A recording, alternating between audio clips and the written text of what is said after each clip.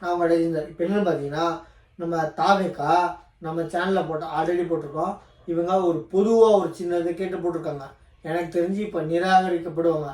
ஏன்னா இவங்க வந்து அங்கீகரிக்கப்பட்ட கட்சி இல்லை. அதாவது பர்மிஷன் இவங்க கட்சியோட பேரை மட்டும் தான் அங்கீகரிக்கப்பட்டிருக்காங்க தவிர இவங்க கட்சி அங்கீகரிக்கப்படலை.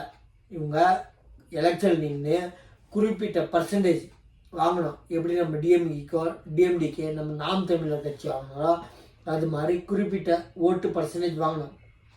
ப்ளஸ்ஸு அட்லீஸ்ட் அது வாங்கினா 2 எம்எல்ஏ ஜெயிக்கணும்.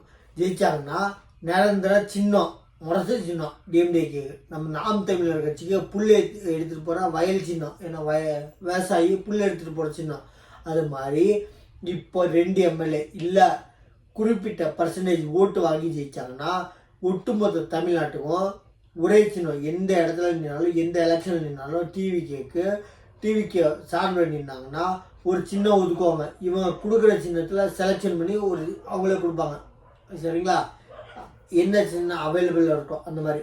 இப்போ நம்ம தாவேக்கா விசில் சின்னம் ப்ளஸ்ஸு கிரிக்கெட் பேட்டு அப்புறம் ஆட்டோ சின்னம், ஏன்னா 3 சின்னத்தையும் கேட்டிருக்காங்க. இதை கொடுங்கன்னு.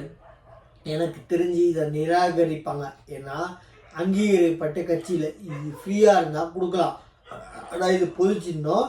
இது வந்து பொதுமக்களுக்கு ஈஸியாக நிலையில சின்னதுனால சுயேட்சை நினைக்கிற வேட்பாளருக்கு கொடுக்க வேண்டிய சின்னம். அதனால் இது கொடுக்க மாட்டாங்கன்னு நினைக்கிறேன். சரிங்களா? நம்ம பொறுத்துன்னு பார்ப்போம். நம்ம சேனலை சப்ஸ்கிரைப் பண்ணுவாங்க. தேங்க்யூ.